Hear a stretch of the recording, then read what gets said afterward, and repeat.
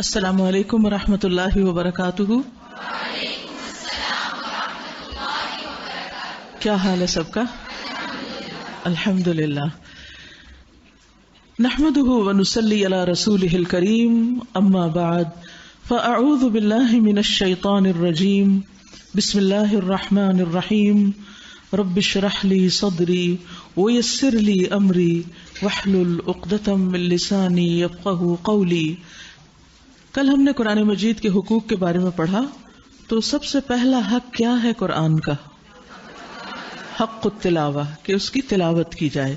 دوسرا حق حق الحفظ، کہ اس کو اپنے سینے میں محفوظ کیا جائے۔ تیسرا حق حق التدبر، کہ اس میں غور و فکر کیا جائے، اس کو سمجھا جائے۔ چوتھا حق العمل، کہ جو کچھ ہم پڑھیں پھر اس پر عمل بھی کریں۔ اور پانچویں چیز حق التبلیغ۔ سب سے پہلا حق جو ہم نے پڑھا حق التلاوہ، تو تلاوت کرنے کے کیا فائدے ہیں؟ تلاوت کیوں کرنی چاہیے؟ نمبر 1، سب سے پہلی بات جو آپ کو یاد رہنی چاہیے ہمیشہ کے لیے، وہ یہ ہے کہ یہ ہمارے ایمان کا حصہ ہے۔ رمضان کی ہماری تھیم بھی کیا ہے؟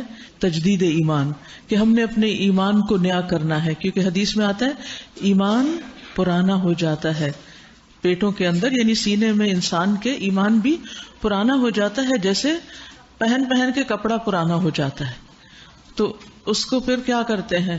نیا کپڑا بنا لیتے ہیں۔ اسی طرح یہ ہے کہ جو میلا ہو جائے اس کو دھو لیتے ہیں اور اس کو استری کرتے ہیں۔ اگر رنگ خراب ہو جائے تو اس کو دوبارہ رنگ بھی لیتے ہیں۔ تو اسی طرح ہم سب کو ایمان کی بھی فکر ہونی چاہیے۔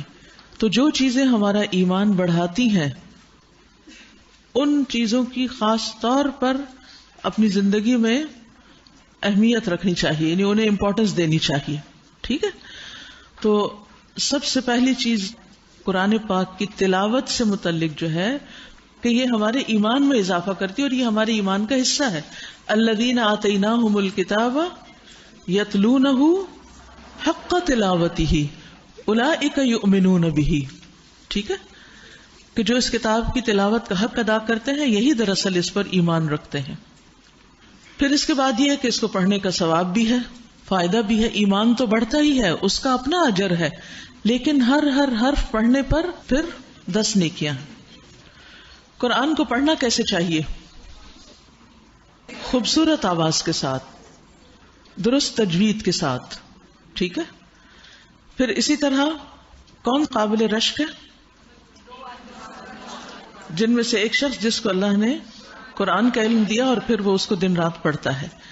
تلاوت کرنے والوں کی مثال کیا دی گئی؟ ترنج کی طرح، خوشبو بھی اچھی، ذائقہ بھی اچھا۔ اسی طرح قرآن کی تلاوت کرنے والے ایک ایسی تجارت کرتے ہیں جو کبھی بھی برباد نہ ہوگی، جس میں لاس ہے ہی نہیں۔ دنیا میں کوئی تجارت ایسی نہیں کہ جس میں نقصان کا اندیشہ نہ ہو۔ ہر تجارت، ہر بزنس رسکی ہے۔ آپ نے دیکھا ہوگا کہ ایک وقت میں گاڑیوں اور ٹرکوں کی کتنی ڈیمانڈ تھی اور بڑی بڑی فیکٹریاں اور دنیا میں کاروں کی تجارت کرنے والے جو پیٹرول پہ چلتی ہیں، یعنی کہ بہت بڑی انڈسٹری بھی تھی اور بہت بڑا اس کا فائدہ بھی۔ لیکن اب جب کہ الیکٹرک کارز ان کی جگہ لے رہی ہیں تو آئندہ کچھ ہی سالوں میں وہ ساری کاریں ابسلیٹ ہو جائیں گی، بلکہ ان کو ختم کرنے کے لیے، ان کو اسکریپ کرنے کے لیے بھی چارجز دینے پڑیں گے۔ پیٹرول انڈسٹری اسی طرح پیشن گوئی کی جا رہی کہ وہ بیٹھ جائے گی، جبکہ پیٹرول کی وجہ سے کچھ ممالک جو تھے وہ دوسروں کے مقابلے میں بہت زیادہ مالدار تھے۔ پھر اسی طرح لیبر جو ہے، یعنی ورکنگ کلاس، اس میں جو ڈرائیورز تھے ان کی ایک اچھی خاصی آمدنی ہوتی تھی۔ ہمارے ملک میں تو اتنا نہیں، لیکن آپ دیکھیں کہ باہر کے ملکوں میں ڈرائیورز بہت اچھی ان کو آمدنی ہوتی ہے اور بڑی اچھی زندگی گزارتے ہیں۔ کچھ عرصے میں جب یہ آٹومیٹک کارز آ جائیں گی تو ڈرائیورز کی بھی ضرورت نہیں رہے گی، وہ خود ہی چلیں گی۔ تو پھر آپ دیکھیے کہ ایک وقت میں ایک چیز جو اتنا بوم کرتی ہے دوسرے وقت میں کیا ہوتا ہے؟ وہ ختم ہو کر رہ جاتی ہے۔ لیکن قرآن پڑھنے والوں کی تجارت ایسی ہے جس کو کبھی بھی نقصان نہیں، آپ کبھی بھی لاس میں نہیں، ہمیشہ فائدے ہی فائدے میں ہیں۔ سورۃ فاطر آیت 29-30 میں آتا ہے، اللہ تعالیٰ فرماتے ہیں ان الذین یتلون کتاب اللہ وَأَقَامُوا الصَّلَاةَ وَأَنفَقُوا مِمَّا رَزَقْنَاهُمْ سِرًّا وَعَلَانِيَةً يَرْجُونَ تِجَارَةً لَن تَبُورَ لِيُوَفِّيَهُمْ أُجُورَهُمْ وَيَزِيدَهُمْ مِن فَضْلِهِ إِنَّهُ غَفُورٌ شَكُورٌ۔ بے شک جو لوگ اللہ کی کتاب کی تلاوت کرتے ہیں اور انہوں نے نماز قائم کی اور جو کچھ ہم نے انہیں دیا اس میں سے انہوں نے چھپے کھلے خرچ کیا، وہ ایسی تجارت کی امید رکھتے ہیں جو کبھی برباد نہ ہوگی، تاکہ وہ انہیں ان کے اجر پورے پورے دے اور اپنے فضل سے زیادہ بھی دے، یعنی صرف محنت کا ہی بدلہ نہیں بلکہ مزید انعام بھی۔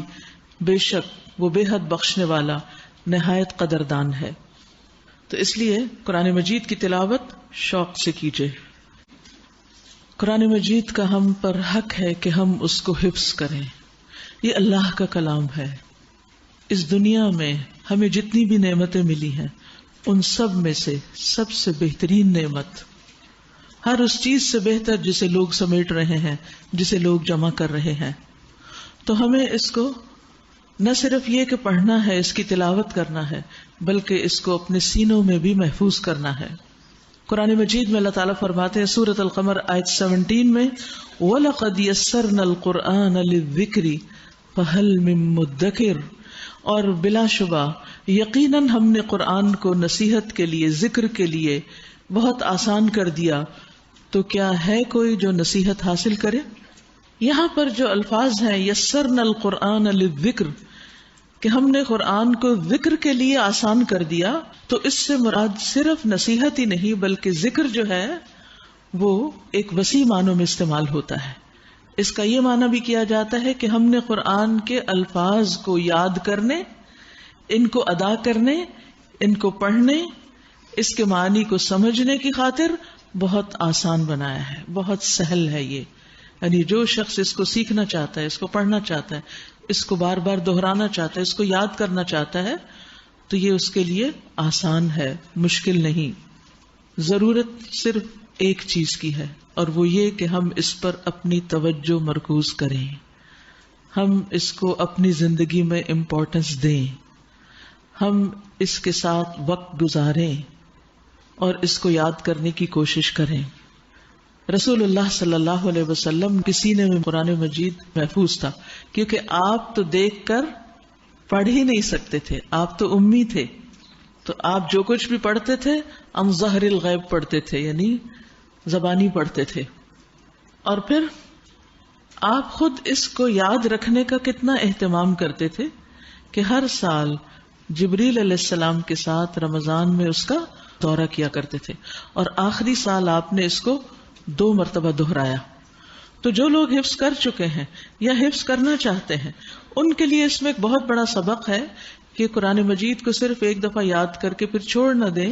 اگر کوئی ایک سورت بھی آپ یاد کریں یا کوئی جز یاد کریں تو اس کو بار بار دہراتے رہیں۔ اور عام دنوں میں دہرانے کا بہترین طریقہ کیا ہے کہ ان کو نمازوں میں پڑھا جائے۔ اپنی نمازوں کے لیے سورتوں کو تقسیم کر لیں کہ کس وقت کیا پڑھنا ہے۔ اور اگر آپ دیکھیں تو صبح سے رات تک کی جتنی نمازیں ہیں، ان میں اگر ہم اپنے یاد کیے ہوئے حصوں کو تقسیم کر لیں، اگر سب کچھ ایک دن میں نہ پڑھا جا سکے تو 2 دن میں، 3 دن میں، ہفتے بھر پر آپ اس کو ڈیوائیڈ کر سکتے ہیں کہ مثلا منڈے کی فجر میں میں یہ سورت پڑھوں گی، ٹیوزڈے میں یہ، وینسڈے میں یہ، سو آن اینڈ سو فورتھ، آگے سے آگے جتنا بھی آپ کو یاد ہو۔ اسی طرح آپ یہ بھی کر سکتے ہیں کہ صبح میں یہ سورت پڑھوں گی، اتنی آیات پڑھوں گی، ظہر میں اتنی، عصر اور مغرب اور عشاء میں اتنی اور اتنی۔ اور اگر آپ ان چیزوں پر نشان لگا دیں یا کہیں لکھ کر رکھ لیں تو آپ دیکھیں گے کہ دہرائی بھی کچھ مشکل کام نہیں رہے گا، پھر آپ کو بھولے گا نہیں۔ ورنہ عموماً کیا ہوتا ہے کہ ہم شوق میں، جوش جذبے میں آ کے یاد تو کر لیتے ہیں لیکن اس کو پھر یاد رکھ نہیں پاتے، اس سے ہمیں فرسٹریشن ہوتی ہے اور پھر ہم یاد کرنا چھوڑ دیتے ہیں۔ تو اس کی ایک پلاننگ کیجیے، ایک ترتیب بنائیے، اور جو لوگ اس کی ترتیب بنا لیتے ہیں کہ روزانہ اتنا حصہ اس وقت میں مجھے دہرانا ہے، سال کے بعد رمضان میں اتنی دہرائی کرنی ہے، یا مجھے سنانا ہے کسی کو، تو اس سے انشاءاللہ بہت یاد رہے گا۔ یاد رکھیے کہ جو شخص اپنے سینے میں قرآن محفوظ کرتا ہے تو وہ شخص عزت کا مستحق ہے، یعنی حافظ قرآن اس بات کا حقدار ہے کہ اس کی عزت و تکریم کی جائے، حدیث میں آتا ہے کہ یہ اللہ تعالیٰ کی تعظیم کا حصہ ہے کہ سفید بالوں والے مسلمان آدمی اور حامل قرآن کی عزت کی جائے. حدیث کے الفاظ ہیں وحامل القرآنی. تو حامل کا مطلب ہوتا ہے اٹھانے والا. اب اٹھانے سے مراد کیا ہے؟ سب سے پہلے تو پھر اپنے سینے میں اس کو محفوظ کرنا ہی ہے، اس کو پڑھنا ہے، اور پھر اس کے بعد اس کو سمجھنا اور اس پر باقی عمل وغیرہ کرنا جو دیگر اس کے حقوق ہیں. اور ایسے مسلمان اور حافظ قرآن کی یا حامل قرآن کی جو قرآن میں نہ تو غلو کرنے والا ہو اور نہ ہی اس سے روگردانی کرنے والا. غلو کا مطلب یہ ہوتا ہے کہ حد سے بڑھ جانا، اور روگردانی کا معنی کیا ہے کہ اس کو توجہ ہی نہ دینا، اس کی طرف دھیان ہی نہ دینا، اس کو کبھی پڑھنا ہی نہیں. حدیث میں حافظ قرآن یا حامل قرآن کا جو مرتبہ بتایا گیا ہے وہ یہ ہے کہ جو شخص اس قرآن کو پڑھتا ہے اور وہ حافظ بھی ہو، یعنی صرف پڑھتا ہی نہیں بلکہ حافظ بھی ہو. مثل الذی یقرأ القرآن وہو حافظ لہ، اس کی حفاظت کرنے والا. یاد رکھیے حافظ کا معنی صرف ایک دفعہ یاد کر لینے والا نہیں بلکہ اس کی حفاظت کرنے والا. وہ معزز نیک فرشتوں کے ساتھ ہوگا، یعنی اس کا مقام بہت اونچا ہوگا. اسی طرح دنیا میں بھی ایسے شخص کو دوسروں پر فوقیت دی جائے گی. حافظ قرآن لوگوں کو امامت کرانے کا سب سے زیادہ حقدار ہوتا ہے. یعنی اگر کچھ لوگ کہیں اکٹھے ہو کر نماز پڑھنا چاہتے ہیں تو حافظ قرآن کو آگے کیا جائے گا کہ وہ امام بنے. رسول اللہ صلی اللہ علیہ وسلم نے فرمایا لوگوں کی امامت وہ کرائے جو ان میں سب سے زیادہ اللہ کی کتاب پڑھنے والا ہو. پھر اگر وہ قرات میں برابر ہوں، یعنی بہت سے لوگ ایسے ہوں تو جو ان میں سنت کے متعلق زیادہ علم رکھتا ہو. پھر اگر سنت میں بھی برابر ہو تو ان میں سے جس نے پہلے ہجرت کی ہو. پھر اگر ہجرت میں بھی برابر ہو تو ان میں سے جو زیادہ عمر والا ہو، یعنی پھر جو عمر میں بڑا ہوگا بہرحال اس کو آگے کیا جائے گا. پھر اسی طرح یہ ہے کہ مرتے وقت بھی اور مرنے کے بعد بھی ایسے شخص کو عزت بخشی جائے گی. جابر بن عبداللہ کہتے ہیں کہ رسول اللہ صلی اللہ علیہ وسلم احد کے دن 2 شہید مردوں کو ایک ہی کپڑے میں کفن دیتے اور پوچھتے کہ ان میں سے قرآن کس نے زیادہ یاد کیا، کس کو قرآن زیادہ آتا ہے. پھر جب ان دونوں میں سے کسی ایک کی طرف اشارہ کیا جاتا تو لحد میں اس کو آگے رکھا جاتا، یعنی اس کو پہلا نمبر دیا جاتا، اس کو اہمیت دی جاتی، امپورٹنس دی جاتی. تو یاد رکھیے کہ اگر آپ چاہتے ہیں کہ اللہ کے ہاں آپ کا مقام اور عزت ہو تو پھر قرآن کے ساتھ سچا معاملہ کریں، سچی دوستی قائم کر لیں، سچا تعلق، کہ کسی کے دباؤ میں نہیں، کسی ٹیسٹ کے خوف سے نہیں، کسی دنیاوی رتبے یا مقام کے لیے نہیں، بلکہ اللہ سبحانہ تعالیٰ کی رضا کے لیے اس کے ساتھ زیادہ سے زیادہ وقت گزاریں. اور زیادہ وقت گزارنے کا ایک طریقہ تو یہ ہے جو آج کل آپ پڑھ رہے ہیں، ایک سبق کو کئی دفعہ یاد کرتے ہیں. پھر اسی طرح یہ ہے کہ جب ترجمہ یاد ہو جائے تو پھر اللہ تعالیٰ توفیق دے تو اس کو حفظ بھی کر لیں. اور ضروری نہیں کہ ہم سب کچھ چھوڑ چھاڑ کے صرف حفظ کرنے پہ لگ جائیں. زندگی بھر کے لیے ایک اصول بنا لیں کہ کچھ نہ کچھ اس کا حصہ حفظ کرتے رہیں. مثلاً وہ صورتیں پہلے حفظ کر لیں جو زیادہ پڑھی جاتی ہیں. اما پارہ کر لیں پہلے کیونکہ وہ نمازوں میں زیادہ پڑھا جاتا ہے. پھر اسی طرح سورۃ الملک کر لیجئے، سورۃ الکہف کر لیجئے، اور پھر سورۃ البقرہ، کیونکہ سورۃ البقرہ اس کا پڑھنا باعث برکت ہے اور اس کا چھوڑنا باعث حسرت ہے. تو اس کو پڑھنے کا بہانہ تبھی رہے گا جب ہم اس کو حفظ کرنا شروع کر دیں گے. تو ایک آیت، 2 آیتیں، جتنا بھی آسانی سے آپ پڑھ سکیں. فَقْرَؤْا مَا تَيَسَّرَ مِنَ الْقُرْآنِ، جو آپ کے لیے سہولت ہو، لیکن میک اے پوائنٹ کہ کچھ نہ کچھ تو کرنا ہی ہے، اس کو پڑھنا ہی ہے، اور پھر اس کو یاد بھی رکھنا ہے، اس کی حفاظت بھی کرنی ہے. احفظ اللہ یحفظک، آپ قرآن کی حفاظت کریں گے اللہ تعالیٰ آپ کی حفاظت کرے گا. ابن عمر سے روایت ہے کہ رسول اللہ صلی اللہ علیہ وسلم نے فرمایا صاحب قرآن کی مثال رسی سے بندھے ہوئے اونٹ کے مالک جیسی ہے. اگر وہ اس کی نگرانی کرے گا تو اس کو روک لے گا، اور اگر اس کو چھوڑ دے گا تو وہ بھاگ جائے گا. تو قرآن بھی اسی طرح بھول جاتا ہے اگر اس کو یاد نہ رکھا جائے. اسی لیے میں نے آپ کو ریکمینڈ کیا تھا کہ رمضان میں ہو سکے تو جو آپ ڈیلی تلاوت کریں، وہ لفظی ترجمے کا جو نیا قرآن آیا ہے اس سے آپ کریں. ایک تو آسان ہے بہت، اور دوسرا یہ کہ آپ کی ریویژن ہوتی جائے گی. آپ تلاوت کرتے کرتے جہاں جس لفظ پر اٹکیں گے کہ اس کا معنی مجھے بھول گیا ہے، فوراً نیچے سے دیکھ کے اس کو یاد کر لیں گے، اور اس طرح غور و فکر کا بھی ساتھ ساتھ موقع ملتا چلا جائے گا. تو اللہ سبحانہ و تعالی ہمیں اس کی توفیق عطا فرمائے. چلیے اب ہم قرآن مجید پڑھتے ہیں. قرآن مجید سے پہلے ہم اپنے دل کا جائزہ لیتے ہیں. 7واں پارہ. شروع کرتی ہوں اللہ کے نام سے جو بے انتہا مہربان نہایت رحم فرمانے والا ہے. جب وہ اس کلام کو سنتے ہیں جو رسول پر اترا ہے تو تم دیکھتے ہو کہ حق شناسی کے اثر سے ان کی آنکھیں آنسوں سے تر ہو جاتی ہیں. وہ بول اٹھتے ہیں کہ اے ہمارے رب، ہم ایمان لائے، ہمارا نام گواہی دینے والوں میں لکھ لے. یہاں ذکر ہو رہا ہے ان نصارہ کا جن کے پاس نبی صلی اللہ علیہ وسلم کا خط پہنچا. انہوں نے آپ کی تعلیم کو سنا اور پھر اس کو قبول کر لیا. آپ جانتے ہیں کہ مسلمانوں نے 2 بار حبشہ کی طرف ہجرت کی تھی. وہاں کا نجاشی بادشاہ بہت عادل بادشاہ تھا. اس نے مسلمانوں کو ویلکم کیا اور ہر طرح کی پروٹیکشن دی. جب کفار قریش کو یہ پتا چلا کہ مسلمان تو جا کر بہت امن میں آرام میں آ گئے ہیں تو پیچھے سے انہوں نے جا کر ان کو بہکانے کی کوشش کی. دوسری طرف نبی صلی اللہ علیہ وسلم نے ایک خط عمرو بن امیہ کے ہاتھ نجاشی بادشاہ کے لیے بھیجا. جب وہ خط ان کے سامنے پڑھا گیا اور پھر جعفر رضی اللہ عنہ نے سورۃ مریم کی آیات کی تلاوت کی تو اس کی آنکھوں سے آنسو بہنے لگے اور نجاشی مسلمان ہو گیا. اور ایک روایت میں یہ بھی آتا ہے کہ نجاشی نے اپنے کچھ علماء نبی صلی اللہ علیہ وسلم کی خدمت میں بھیجے تھے، اور انہوں نے جب آپ کو دیکھا اور آپ سے کلام سنا تو ان کی بھی یہی کیفیت ہوئی. کیا کیفیت؟ وَإِذَا سَمِعُوا مَا أُنزِلَ إِلَى الرَّسُولِ، اور جب انہوں نے سنا وہ جو رسول کی طرف نازل کیا گیا. کیا تھا وہ؟ قرآن. تو قرآن سن کر ان کی کیفیت کیا ہوئی؟ تَرَىٰ أَعْيُنَهُمْ تَفِيضُ مِنَ الدَّمْعِ، تم دیکھتے کہ ان کی آنکھیں آنسوں سے چھلک رہی ہیں. کیوں؟ مِمَّا عَرَفُوا مِنَ الْحَقِّ، اس لیے کہ انہوں نے حق کو پہچان لیا تھا. پھر جو شخص حق کی تلاش میں ہو، حق کو پہچان لے، پھر حق کو قبول کر لے، اس کے دل پر قرآن مجید کا گہرا اثر ہوتا ہے. کیونکہ ہر انسان کے اندر حق کو جاننے، صحیح راستے پر چلنے کی جتنی طلب اور تڑپ ہوتی ہے، اسی کے مطابق یہ قرآن اس کے دل پر اثر کرتا ہے.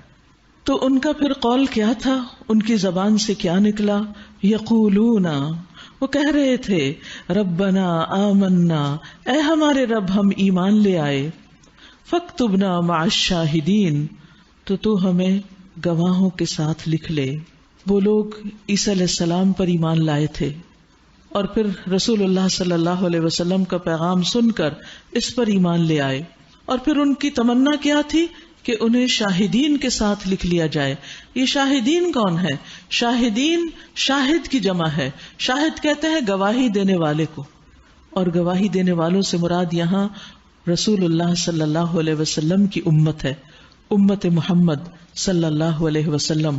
سورۃ البقرہ 143 میں بھی آتا ہے وَكَذَلِكَ جَعَلْنَاكُمْ أُمَّةً وَسَطًا لِتَكُونُوا شُهَدَاءَ عَلَى النَّاسِ وَيَكُونَ الرَّسُولُ عَلَيْكُمْ شَهِيدًا، اور اسی طرح ہم نے تمہیں سب سے بہتر امت بنایا تاکہ تم لوگوں پر شہادت دینے والے بنو، گواہی دینے والے. کس بات کی؟ حق کی، رسول اللہ صلی اللہ علیہ وسلم کی نبوت کی صداقت کی، اللہ سبحانہ تعالیٰ کی توحید کی، اور رسول تم پر شہادت دینے والا بنے. پھر اسی طرح ایک روایت میں آتا ہے، بحث بن حکیم اپنے والد سے اور وہ اپنے دادا سے روایت کرتے ہیں، انہوں نے کہا کہ میں نے رسول اللہ صلی اللہ علیہ وسلم کو فرماتے ہوئے سنا کہ تم نے 70 امتوں کو پورا کیا ہے. یعنی دنیا میں اللہ سبحانہ تعالیٰ نے جو بڑی بڑی امتیں بھیجی ان میں سے سب سے آخری امت کون سی ہے؟ محمد صلی اللہ علیہ وسلم کی امت، جنہوں نے 70 کی تعداد پوری کر دی. یا تو لٹرلی 70 ہے یا پھر 70 کا لفظ کثرت کے لیے بولا گیا ہے. یعنی تم امتوں کی کثرت میں سب سے آخر میں آئے ہو، لیکن تم ان میں سب سے بہتر ہو اور اللہ کے نزدیک سب سے زیادہ باعزت ہو.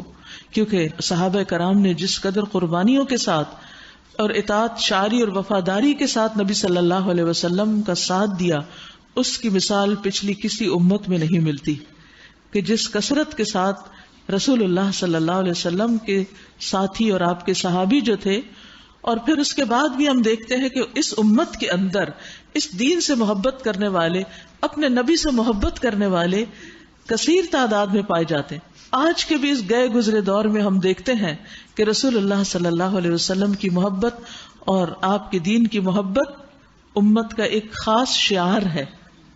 یہ امت اس اعتبار سے، اس لحاظ سے پہچانی جاتی ہے۔ تو بہرحال امت محمد صلی اللہ علیہ وسلم کے ساتھ لکھے جانے کی انہوں نے دعا کی کہ ہم بھی انہی کے ساتھ ہوں۔ فاکتبنا مع الشاہدین، یاد رکھیے نیک لوگوں کی صحبت، اچھے لوگوں کی صحبت اور ان سے دوستی اور ان سے تعلق، یہ انسان کے لیے ایک بہت بڑا سرمایہ ہے، کیونکہ انسان جس طرح کی کمپنی میں ہوتا ہے، جن لوگوں کے بیچ میں اٹھتا بیٹھتا ہے، وہ انہی جیسا ہو جاتا ہے، انہی کا رنگ اس پر چڑھتا ہے۔ اس لیے ہم سب کی بھی یہ تمنا ہونی چاہیے کہ اللہ ہمیں اچھے لوگوں کے ساتھ، ایسے لوگوں کے ساتھ جو تیری توحید کی گواہی دیتے ہوں اور جو تیرے رسول کی نبوت کی صداقت کی گواہی دیتے ہوں، اور اس بات کی کہ انہوں نے پیغام پہنچا دیا اور پھر وہ اس مشن کو آگے لے کر چلنے والے ہوں۔ ہمیں بھی یا رب انہی کا ساتھ نصیب فرما۔ پھر کہنے لگے وَمَا لَنَا لَا نُؤْمِنُ بِاللَّهِ، اور ہمیں کیا ہے کہ ہم اللہ پر ایمان نہ لائیں، وَمَا جَاءَنَا مِنَ الْحَقِّ، اور جو بھی حق میں سے ہمارے پاس آیا، وَنَطْمَعُ أَن يُدْخِلَنَا رَبُّنَا مَعَ الْقَوْمِ الصَّالِحِينَ، اور ہم اس بات کی طمع رکھتے ہیں، امید رکھتے ہیں کہ ہمارا رب ہمیں نیک لوگوں میں شامل کر دے گا۔ یہ تھی ان کی دعا اور یہ تھی ان کی تمنا اور یہ تھی ان کی تڑپ۔ تو پھر کیا ہوا؟ فَأَثَابَهُمُ اللَّهُ بِمَا قَالُوا، ان کے اس قول کی وجہ سے اللہ نے ان کو ایسی جنتیں عطا کی جن کے نیچے نہریں بہتی ہیں، کیونکہ دنیا کے علاوہ آخرت میں بھی نیک لوگوں کا ساتھ اور اچھے لوگوں کی کمپنی انسان کے لیے خوشی کا باعث ہوگی۔ جنت کتنی بھی حسین ہو لیکن اس کے حسن میں اضافہ دو چیزوں سے ہوگا، ایک تو نیک لوگوں کی موجودگی سے کہ اچھے اچھے کام کرنے والے جو بڑے بڑے درجوں پر فائز ہوں گے، اور دوسرے اللہ سبحانہ وتعالیٰ کے دیدار سے۔ یہ انسان کی خوشیوں میں بہترین اضافہ کرنے والی چیزیں ہیں۔ تو اللہ سبحانہ وتعالیٰ نے ان کو ایسی جنتیں عطا کی جن کے نیچے نہریں بہتی ہیں اور وہ ان میں ہمیشہ رہیں گے۔ یہ جزا ہے نیک رویہ اختیار کرنے والوں کے لیے، وَذَلِكَ جَزَاءُ الْمُحْسِنِينَ۔ تو یاد رکھیے کہ انسان کبھی اچھی بات کرتا ہے تو وہ اچھی بات اس کے لیے جنت کے دروازے کھول دیتی ہے، وہ اچھی بات کی وجہ سے جنتوں کا مستحق ہو جاتا ہے۔ یاد رکھیے اچھی بات جنت کو واجب کرنے والی بات ہے، ایسا عمل ہے کہ جس سے انسان جنت کا مستحق ہوتا ہے۔ ہانی بن یزید کہتے ہیں، میں نے کہا اے اللہ کے رسول صلی اللہ علیہ وسلم، کون سی چیز جنت کو واجب کرتی ہے؟ آپ نے فرمایا بس تم عمدہ کلام اور کھانا کھلانے کو لازم پکڑ لو۔ عمدہ کلام، اچھی بات، جس سے بھی بات کریں اچھے سے کریں۔ قولوا للناس حسنا، اب دیکھیے کہ بات تو ہمیں کرنی ہی ہوتی ہے، اگر ہم ایسی بات کریں جس سے دوسرے کا دل خوش ہو جائے، اس کو کوئی راستہ مل جائے، اس کے لیے کوئی رہنمائی ہو جائے، اس کا کچھ غم دور ہو جائے، اس کی کچھ مدد ہو جائے، قول معروف، اچھی بات، یہ انسان کے لیے صدقہ ہے اور جنت واجب کرنے والی ہے۔ اور اس کے ساتھ ساتھ انسان کھانا کھلانے والوں میں شامل ہو جائے، چاہے آپ اپنے ہاتھ سے پکا کے کھلائیں یا پھر آپ راشن کا بندوبست کریں۔ تو اس لیے میں سب کو انکریج کروں گی کہ جیسے رمضان راشن کا پروجیکٹ چل رہا ہے تو ہر ایک کچھ نہ کچھ اس میں ضرور ڈالے، تاکہ ایسے لوگوں تک ہمارا وہ صدقہ پہنچے کہ جن کو ہم نہیں جانتے، کیونکہ جس کو ہم جانتے ہوتے ہیں وہ تو جواب میں مسکرائے گا بھی، ہمارا شکریہ ادا کرے گا، ہمارا احسان مند ہوگا، لیکن وہ جو ہمیں جانتے ہی نہیں، ان کو جب ہم کھلائیں گے تو انشاءاللہ صرف اللہ ہی کی خاطر کھلائیں گے۔ تو ایسے لوگ کہ جن کو رمضان میں نہ گوشت نصیب ہوتا ہے اور نہ دال نصیب ہوتی ہے، ان کی سحریاں اور افطاریاں ایسے ہی گزر جاتی ہیں جیسے عام دن گزرتے ہیں. اس لیے اس موقع پر ان سب کو یاد رکھنا اور ان کے لیے اہتمام کرنا بھی بہت ضروری ہے. ہر کوئی اپنے آس پاس بھی دیکھے لیکن ایسے پروجیکٹس میں بھی ضرور حصہ ڈالے. پھر اسی طرح نبی صلی اللہ علیہ وسلم نے فرمایا سلام پھیلاؤ، اچھی گفتگو کرو، صلہ رحمی کرو، رشتہ داروں کا بھی خیال رکھو، اور رات کو جب لوگ سو رہے ہوں تو تم قیام کرو، تم سلامتی کے ساتھ جنت میں داخل ہو جاؤ گے، کوئی خوف غم تم پر نہیں ہوگا. پھر اسی طرح رسول اللہ صلی اللہ علیہ وسلم نے فرمایا کوئی شخص اللہ کو راضی کرنے والی ایک بات کرتا ہے اور وہ نہیں سمجھتا کہ اس کا اثر وہاں تک ہوگا جہاں تک وہ ہو جاتا ہے، اس کی وجہ سے اللہ اس کے لیے اپنے ملاقات کے دن تک اپنی رضامندی لکھ دیتا ہے اس اچھی بات کی وجہ سے. اور اسی طرح انسان کوئی ایسی بات کرتا ہے جس کو وہ بہت امپورٹنس نہیں دیتا مگر اس کی وجہ سے اللہ تعالیٰ اس کا درجہ بہت بلند کر دیتا ہے. لہذا زبان کے ذریعے اپنے درجات بلند کروائیے اور جنتوں تک پہنچیے. اچھی بات، غصہ بھی آ رہا ہو، کسی سے ناراضگی بھی ہو تو کوشش کریں کہ گفتگو اچھی ہی ہو. رہے وہ لوگ جنہوں نے ہماری آیات کو ماننے سے انکار کر دیا اور انہیں جھٹلا دیا تو وہ جہنم کے مستحق ہیں. اے لوگو جو ایمان لائے ہو، جو پاکیزہ چیزیں اللہ نے تمہارے لیے حلال کی ہیں انہیں حرام نہ کر لو. اللہ تم پر مہربان ہے نا، تو اس نے تمہارے کھانے کے لیے، تمہاری ضروریات زندگی کے لیے کچھ چیزیں تم پر حرام نہیں حلال کر رکھی ہیں، لہٰذا خود سے ان کو حرام نہ کرو اور حد سے نہ بڑھو، کیونکہ انسان حلال کو بھی ایک حد کے اندر رہ کر ہی استعمال کرے، مس یوز نہ کرے، ضائع نہ کرے. اللہ کو زیادتی کرنے والے سخت ناپسند ہیں. جو کچھ حلال اور طیب رزق اللہ نے تمہیں دیا ہے اسے کھاؤ پیو اور اس کی نافرمانی سے بچتے رہو. واتقوا اللہ، اللہ کا تقوی اختیار کرو جس پر تم ایمان لائے ہو. ایمان کا تقاضا کیا ہے؟ اللہ کا تقوی. تم لوگ جو محمل قسمیں کھا لیتے ہو ان پر اللہ نہیں پکڑتا، یعنی ایسے ہی بے سوچے سمجھے منہ سے قسم نکال دینا بغیر ارادے کے، اس پر پکڑ نہیں، مگر جو قسمیں تم جان بوجھ کر کھاتے ہو ان پر وہ ضرور تمہیں پکڑے گا. یعنی منہ سے نکلی ہوئی بات بڑی اہم ہوتی، تو بعض اوقات انسان جھوٹی قسم کھا لیتا ہے اور وہ اس کو ڈبو دینے والی ہوتی ہے. پھر اسی طرح انسان قسم کھا کے توڑ دیتا ہے تو یہ بھی ایک بہت بڑا کبیرہ گناہ ہے. اس پر قرآن مجید میں کفارہ بتایا گیا ہے. کفارہ کیا ہے کہ 10 مسکینوں کو اوسط درجے کا کھانا کھلاؤ جو تم اپنے بال بچوں کو کھلاتے ہو. آسان سے شروع کیا. یا انہیں کپڑے پہناؤ، یعنی ہر ایک کو ایک ایک جوڑا لے کر دو مسکینوں کو، یا ایک غلام آزاد کرو. اور جو اس کی استطاعت نہ رکھتا ہو، یعنی نہ کھانا کھلا سکتا ہو، نہ کپڑا پہنا سکتا ہو، نہ غلام آزاد کر سکتا ہو، وہ 3 دن کے روزے رکھے. اور اکثریت علماء کی یہ کہتی کہ 3 کنزیکٹیو ڈیز کے روزے رکھے، چھوڑ چھوڑ کے نہیں. یہ تمہاری قسموں کا کفارہ ہے جبکہ تم قسم کھا کر توڑ ڈالو. اپنی قسموں کی حفاظت کیا کرو، وعدے کی بھی حفاظت، لیکن جو وعدہ قسم کھا کے کسی کے ساتھ کیا جائے اس کی تو اور بھی زیادہ حفاظت کی ضرورت ہے، کیونکہ اس پر آپ نے اللہ کو گواہ بنایا ہے. اس طرح اللہ اپنے احکام تمہارے لیے واضح کرتا ہے شاید کہ تم شکر ادا کرو. یا ایھا الذین آمنوا انما الخمر والمیسر والانصاب والازلام رجس من عمل الشیطان فاجتنبوه لعلکم تفلحون. اے لوگو جو ایمان لائے ہو، یہ شراب اور جوا اور یہ آستانے یعنی بت وغیرہ اور پانسے، یہ سب گندے شیطانی کام ہیں. دیکھیے کہ یہاں شراب کا ذکر جوئے، بتوں اور تیروں کے ساتھ قسمت کا حال معلوم کرنے کے کاموں کے ساتھ کیا گیا ہے، جو کہ سب کبیرہ گناہوں میں شامل ہیں. سورۃ البقرہ میں ہم پڑھ چکے ہیں کہ خمر، اس کے اگرچہ کچھ فائدے ہیں لیکن اس میں نقصان بھی ہیں اور یہ گناہ ہے. جس کو اللہ سبحانہ وتعالیٰ گناہ کا کام کہے اور پھر شیطانی کام کہے اور پھر اس کا ذکر جوئے اور بتوں اور قسمت معلوم کرنے کے کام کے ساتھ کرے، کیا وہ حلال ہوگی ہمارے لیے؟ کیا وہ جائز ہے پینا؟ کیا کہیں سے بھی کوئی جواز ملتا ہے اس کا؟ ہرگز نہیں. اس لیے یہ اعتراض کرنا کہ کہیں حرام کا لفظ نہیں لکھا قرآن میں، تو آپ دیکھیے کہ اس کو رجسم من عمل الشیطان کہا گیا ہے کہ یہ شیطانی کام ہے. فاجتنبوہ، اس سے اجتناب کرو، یعنی اس کے قریب بھی نہ پھٹکو.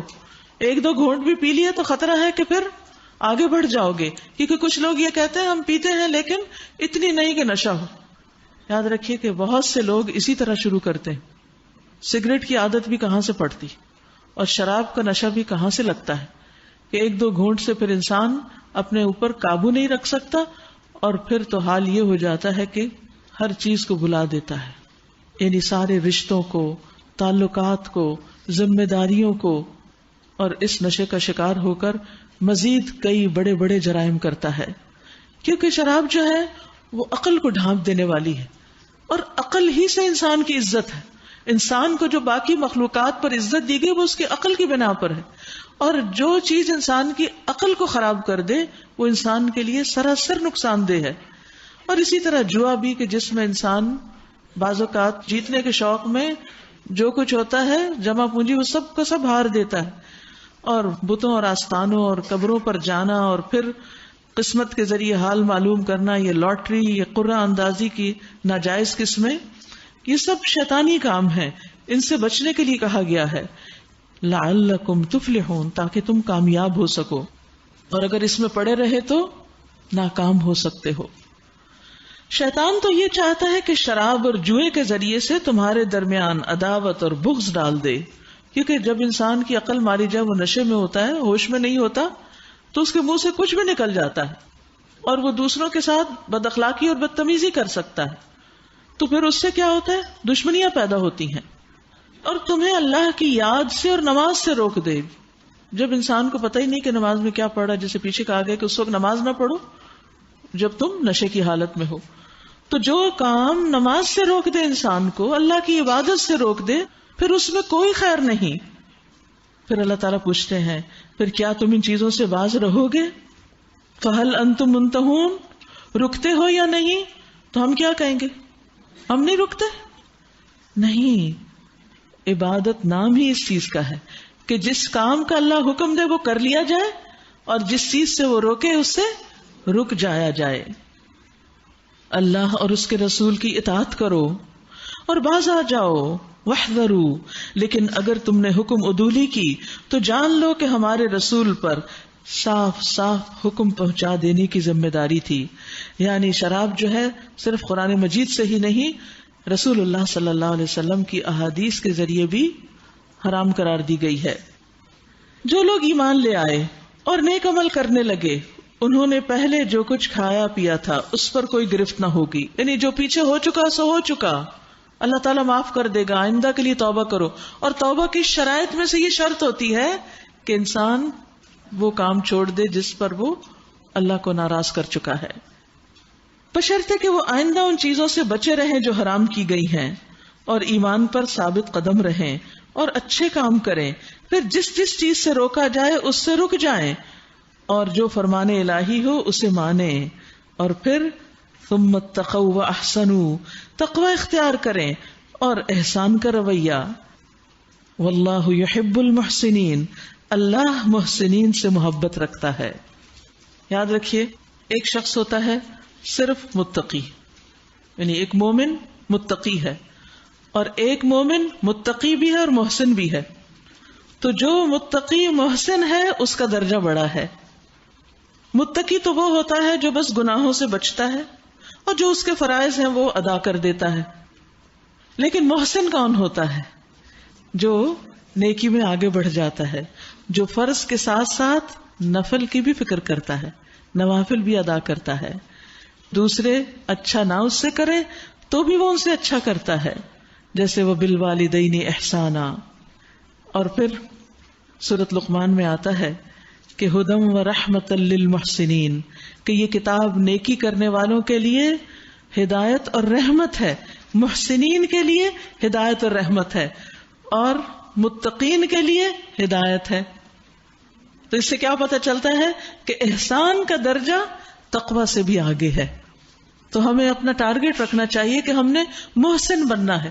یاد رکھیے اگر ہم محسن بننے کا ارادہ کریں گے تو شاید تقویٰ تک آ جائیں، لیکن اگر محسن بننے کا ارادہ ہی نہیں، دل میں ہر وقت شکوے شکایات، ناراضگیاں اور دوسروں کے ساتھ عداوتیں قدورتیں اور احسان کرنے کی ہمت ہی نہیں، طاقت ہی نہیں، اندر کوئی جذبہ ہی نہیں، تو پھر اپنے ہی آپ کو نقصان دے رہے ہیں.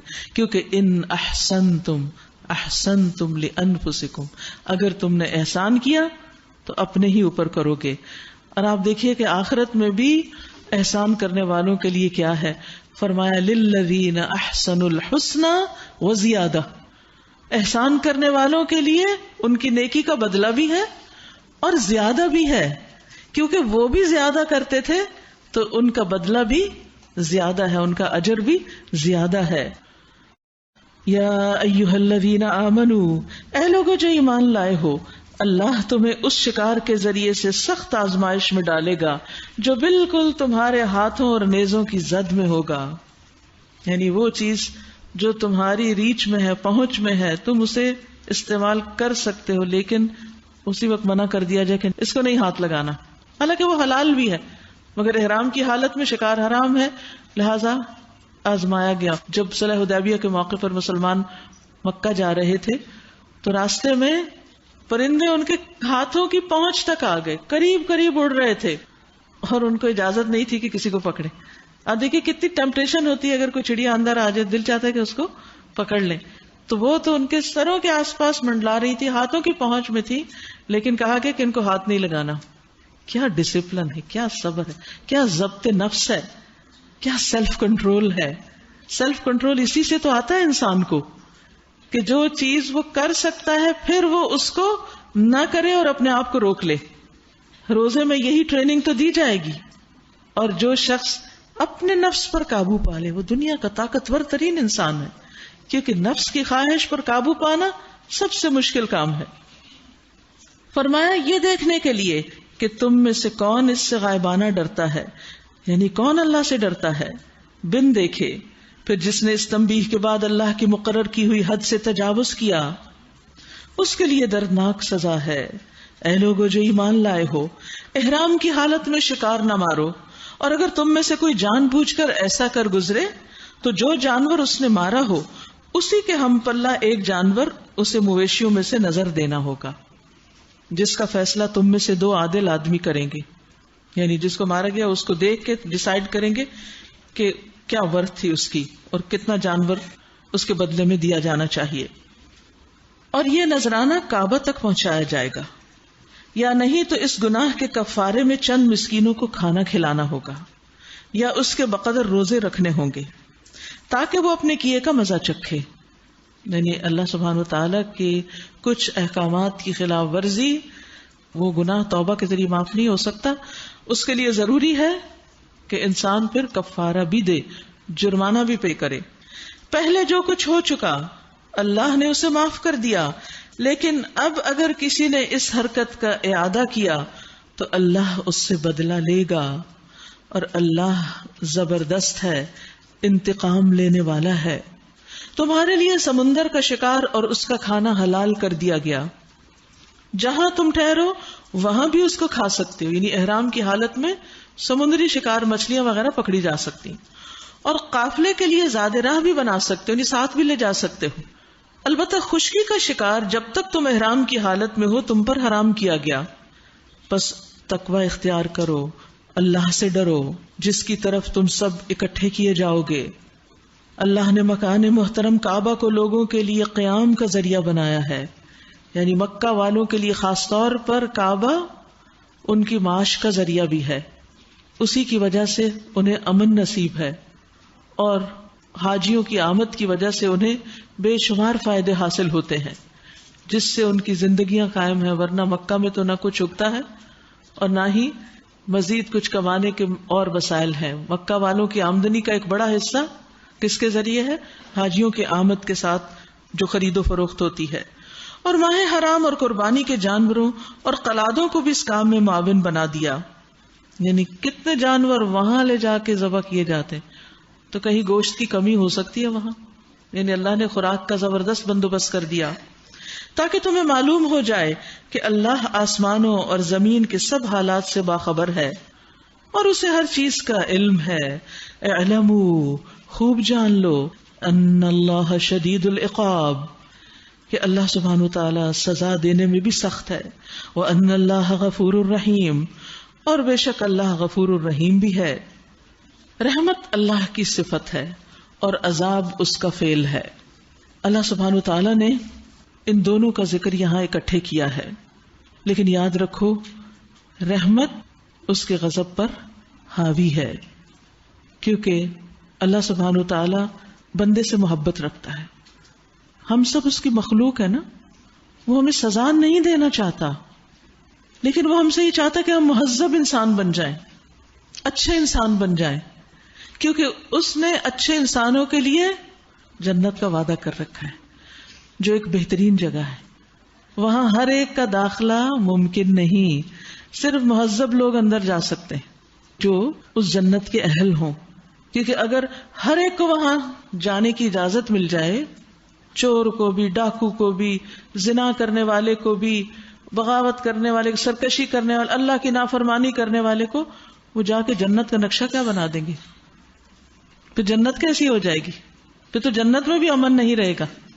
اب دیکھیے اللہ نے ہمیں ایک ملک دیا تھا جس کو ہم نے اسلام کے نام پر لیا، اور پھر ہر خلاف ورزی اور ہر نافرمانی اور ہر وہ کام کیا جو اللہ کے حکم کے موافق نہ تھا. ہم نے کہا کہ ہم یہاں بہت اچھے مسلمان بن کر رہیں گے، لیکن ہم نے اس کی لاج نہ رکھی. دنیا میں تو اللہ تعالیٰ مہلت دے دیتا ہے، نعمتیں دے دیتا ہے، ٹھیک ہے، دیکھا جا رہا ہے کرتے کیا ہو، لیکن اس کے بعد دوسرا کوئی چانس نہیں. وہاں نہیں اندر جا سکتے جب تک توبہ نہ کر لو، جب تک گناہ چھوڑ نہ دو، اور جب تک اپنے رب کو راضی نہ کر لو، اچھے انسان نہ جب تک بن جاؤ. پھر فرمایا رسول پر تو صرف پیغام پہنچا دینے کی ذمہ داری ہے، آگے تمہارے کھلے اور چھپے سب حالات کا جاننے والا اللہ ہے. اے پیغمبر ان سے کہہ دیجئے کہ پاک اور ناپاک برابر نہیں، خواہ ناپاک کی بہتات تمہیں کتنی ہی فریفتہ کرنے والی ہو.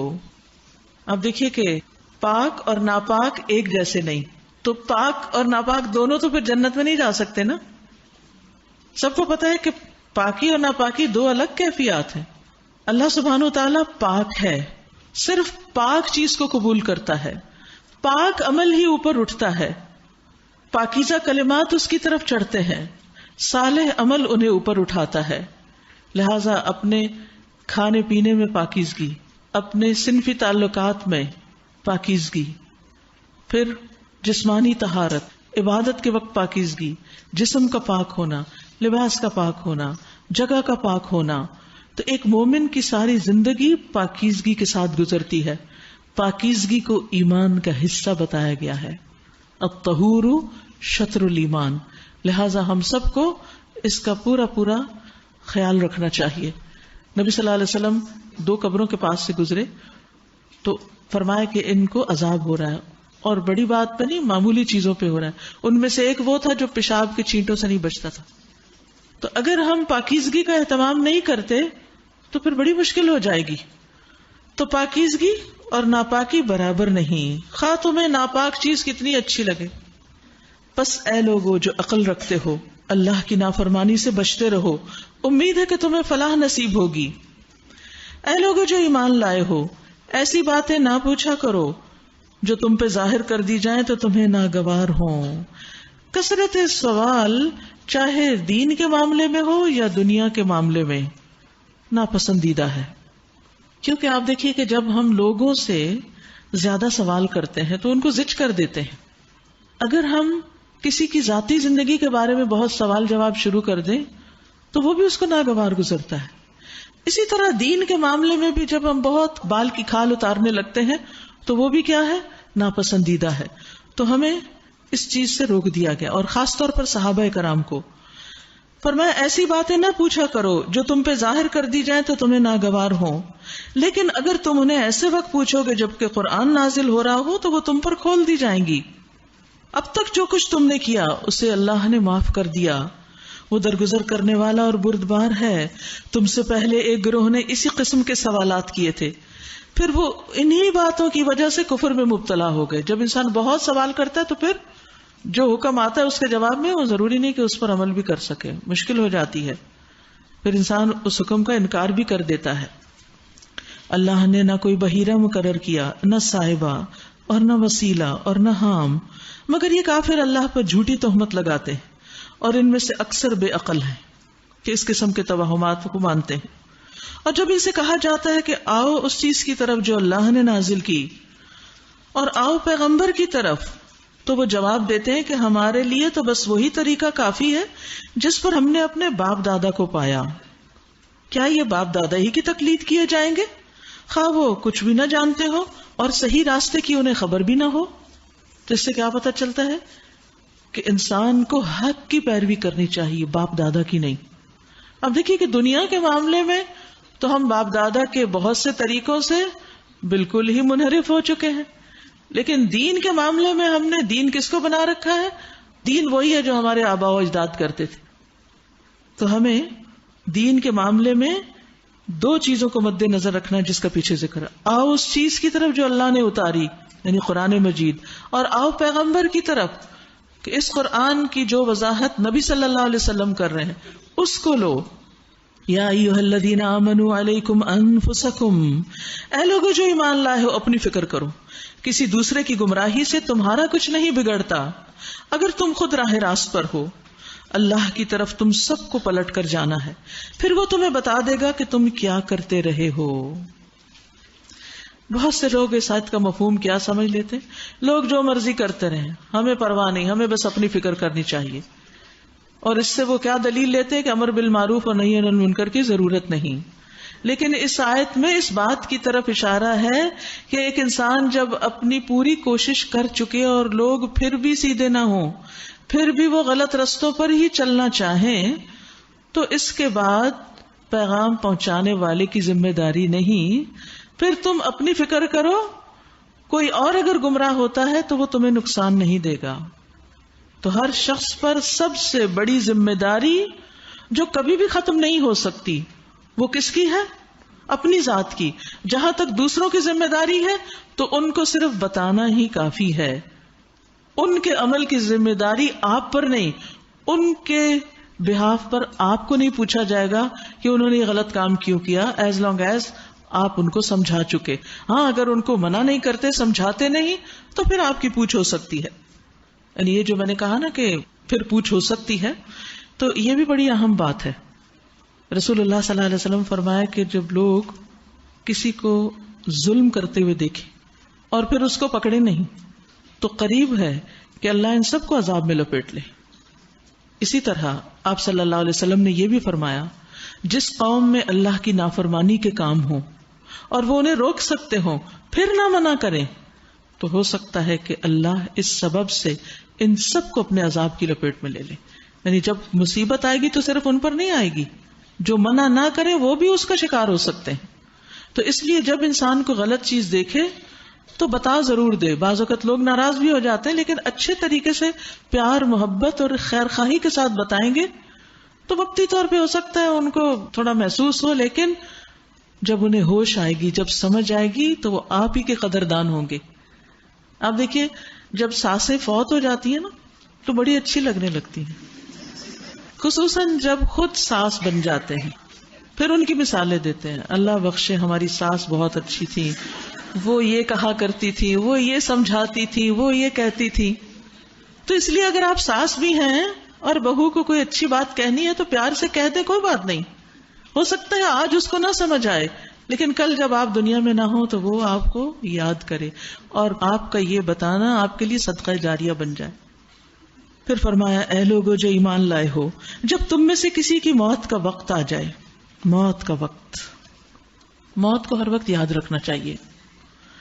موت ایک بہت بڑی مصیبت ہے, لیکن اس سے بڑی مصیبت یہ ہے کہ انسان اس کو بھولا رہے, اس کا ذکر نہ کرے, اس کو یاد نہ کرے, اس میں غور و فکر نہ کرے اور اس کی تیاری نہ کرے. تو یہ مصیبت الموت سے بھی بڑی مصیبت ہے, کیونکہ موت کا کثرت سے تذکرہ کرنا انسان کی لذتوں کو توڑ دیتا ہے اور انسان کو سیدھا کر دیتا ہے. اور خاص طور پر نماز میں موت کو یاد کرنا چاہیے. حدیث میں آتا ہے نبی صلی اللہ علیہ وسلم نے فرمایا اپنی نماز میں موت کو یاد کرو، کیونکہ جب آدمی اپنی نماز میں موت کو یاد کرتا ہے تو ممکن ہے کہ وہ اپنی نماز کو اچھے انداز میں ادا کرے، اور اس آدمی کی طرح نماز پڑھو، یعنی ایسے انسان کی طرح نماز پڑھو جسے اس موقع کے بعد نماز پڑھنے کا گمان نہیں ہوتا، یعنی اس کی وہ آخری نماز، اور ہر ایسے کام سے بچو جس سے معذرت کرنا پڑے، یعنی جس کے بعد شرمندگی ہو، ان کاموں کو کرو ہی نہ۔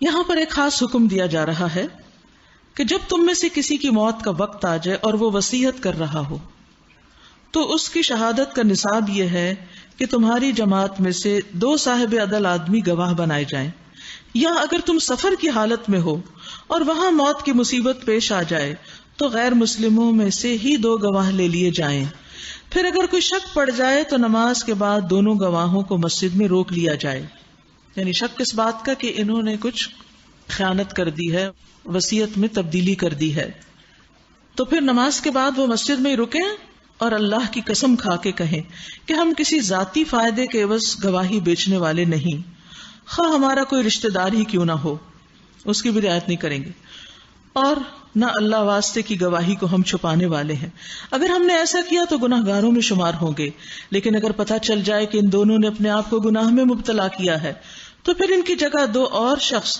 جو ان کی بنسبت گواہی دینے کے زیادہ اہل ہوں ان لوگوں میں سے کھڑے ہوں جن کی حق تلفی ہوئی ہو، اور وہ اللہ کی قسم کھا کر کہیں کہ ہماری شہادت ان کی شہادت سے زیادہ سچی ہے اور ہم نے اپنی گواہی میں کوئی زیادتی نہیں کی، اگر ہم ایسا کریں تو ظالموں میں سے ہوں گے۔ اس طریقے سے توقع کی جا سکتی ہے کہ لوگ ٹھیک ٹھیک گواہی دیں گے، یا کم از کم اس بات کا ہی خوف کریں گے کہ ان کی قسموں کے بعد دوسری قسموں سے کہیں ان کی تردید نہ ہو جائے۔ اللہ سے ڈرو اور سنو، اللہ نافرمانی کرنے والوں کو اپنی رہنمائی سے محروم کر دیتا ہے، واللہ لا یہدی القوم الفاسقین۔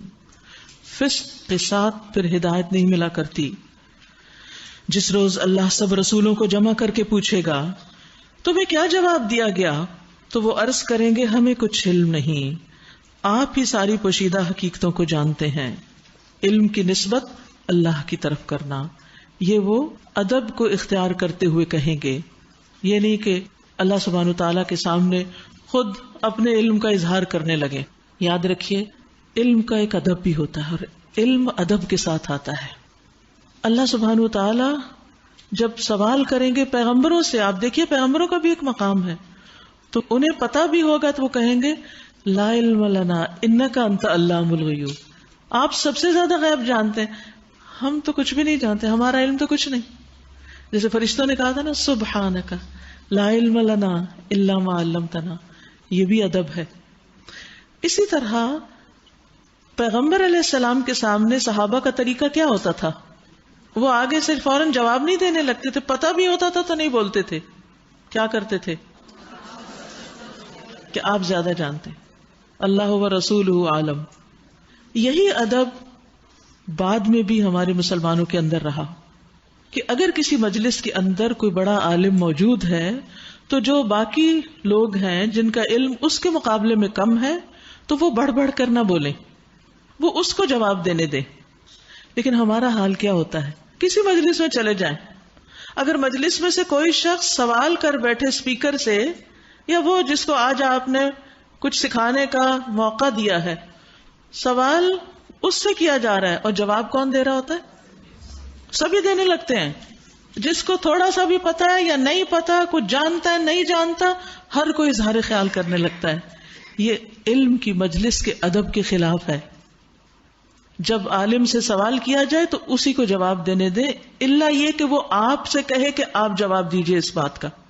جیسے بعض اوقات نبی صلی اللہ علیہ وسلم نے دیگر صحابہ کو کہا یا دوسروں کو کہ آپ جواب دیجئے، لیکن ادروائز علم کی مجلس کا احترام کیا ہے کہ خاموشی سے سنا جائے اور پھر سوال کے موقع پر خالی ذہن ہو کر جواب سنا جائے، کیونکہ بعض اوقات ہماری اپنی ایک رائے بن چکی ہوتی ہے کچھ گزشتہ معلومات کی وجہ سے، تو ہم ایک بیریئر قائم کر لیتے ہیں اپنے اور سکھانے والے کے بیچ میں، اور ہم کیا چاہتے ہیں کہ اس سوال کا جواب ہماری سوچ، ہماری مرضی اور ہمارے علم کے مطابق آئے، اور اگر اس سے وہ زیادہ کچھ بتا دے کیونکہ ہر علم والے کے اوپر ایک اور علم والا ہوتا ہے، کہ ہو سکتا ہے کہ اس علم والے کو وہ بات پتا ہو جو دوسرے کو نہیں پتا، تو پھر اس کو ایکسپٹ کرنے کا بھی آرا ہونا چاہیے کہ انسان سن تو لے، ایک ہنگامہ نہ کھڑا کر دے، یہ آپ کیا کہہ رہے ہیں ہم نے تو کبھی سنا ہی نہیں. بھئی آپ نے سب کچھ سن لیا، ذرا حوصلہ رکھیں، سنیں، سمجھیں، غور کریں. اور بعض اوقات کسی حکمت کے تحت ایک علم والا شخص پوری بات نہیں بتاتا، آدھی بات بتاتا ہے، تو لقمہ نہ دیں کہ آپ نے آدھی بات بتائی ہے، یہ بھی ہے اس کے آگے، یہ بھی ادب کے خلاف ہے. پھر اسی طرح اگر آپ کو کچھ کہنا ہے تو سوال کے انداز میں کریں.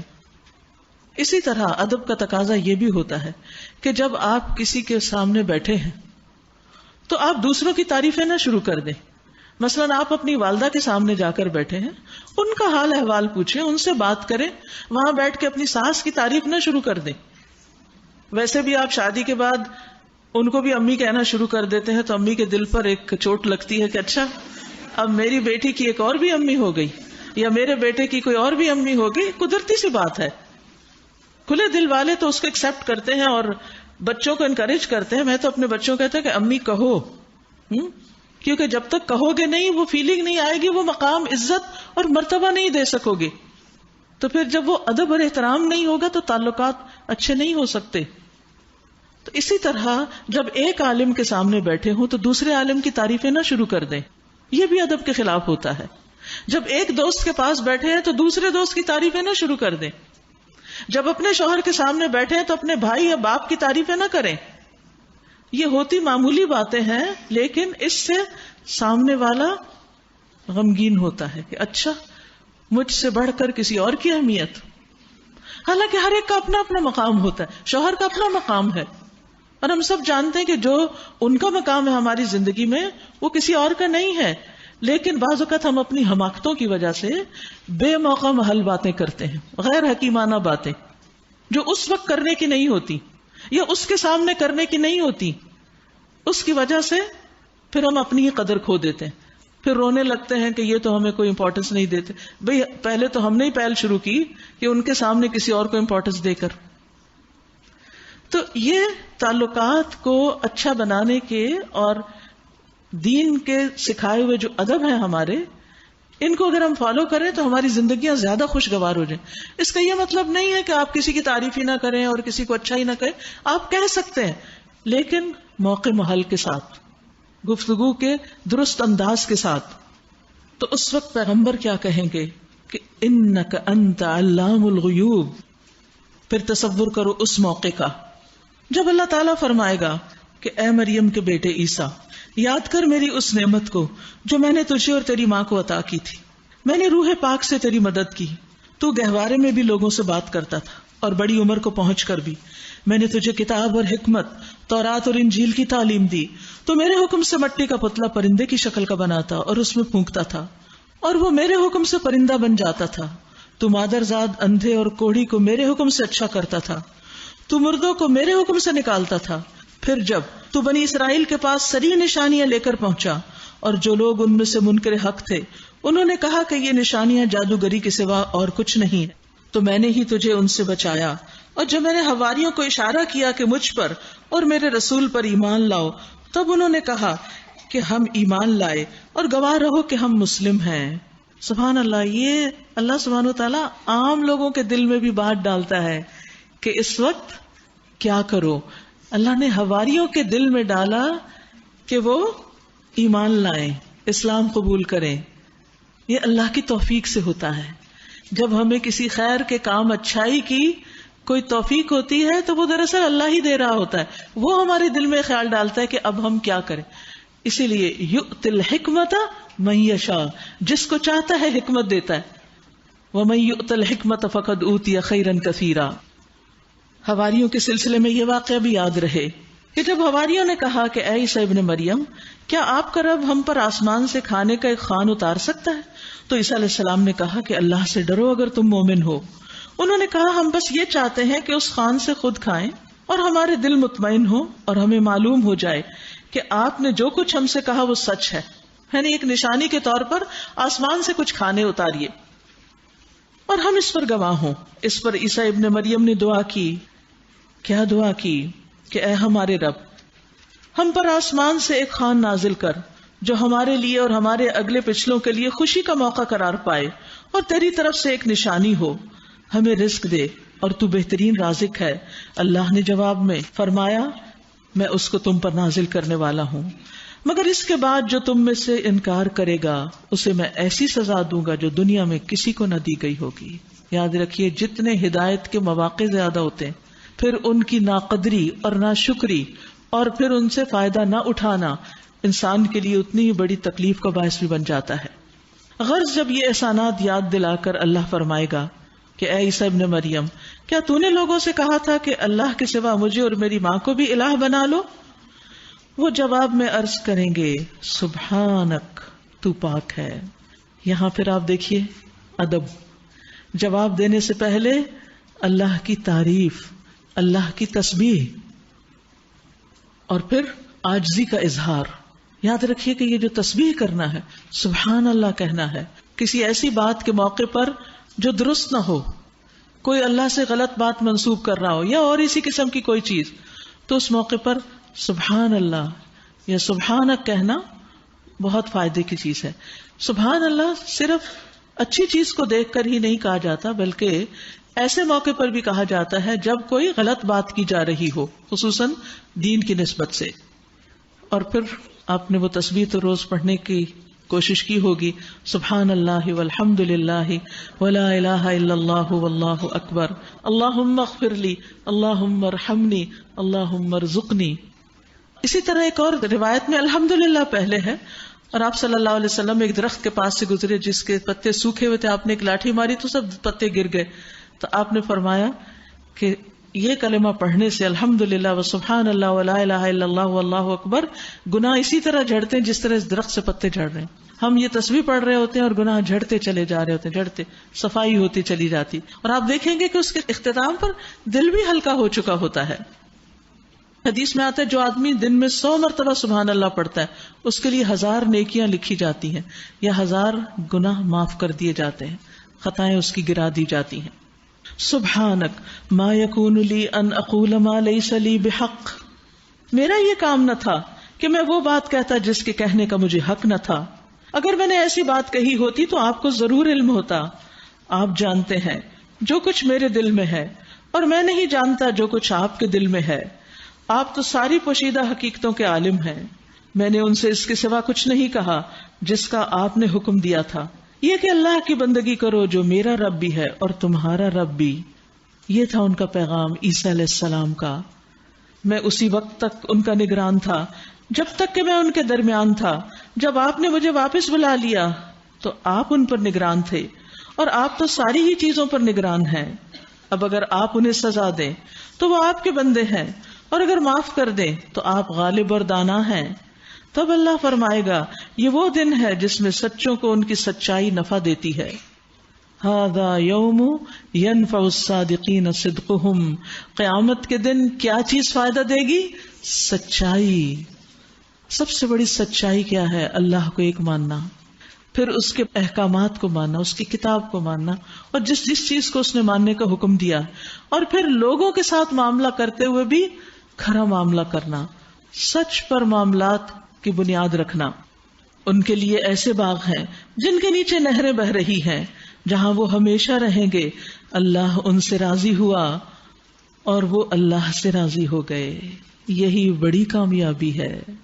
اب دیکھیں کہ اچھے تعلقات میں دو طرفہ رضامندی بڑی خوبصورت چیز ہوتی، وہ ان تعلقات کے اندر بہترین حسن اور خوبصورتی اور ایک سویٹنس پیدا کر دیتی، کہ جس میں دو فریق، وہ دو کوئی بھی ہوں، شوہر بیوی ہوں، بہن بھائی ہوں، دوست ہوں، ماں باپ اور بچے ہوں، اگر بچے والدین سے سیٹسفائیڈ ہیں، مطمئن ہیں، خوش ہیں، اور والدین اپنے بچوں سے، تو آپ دیکھیے وہ گھر جنت کا نمونہ ہوتا ہے۔ اور جس گھر میں کنٹینٹمنٹ نہیں، ایک دوسرے سے شکوے شکایتیں ہیں، اعتماد نہیں، وہاں کبھی خوشی نہیں ہو سکتی، چاہے اس گھر کا سارا فرنیچر سونے کا ہی کیوں نہ ہو، پھر بھی نہیں ہو سکتی۔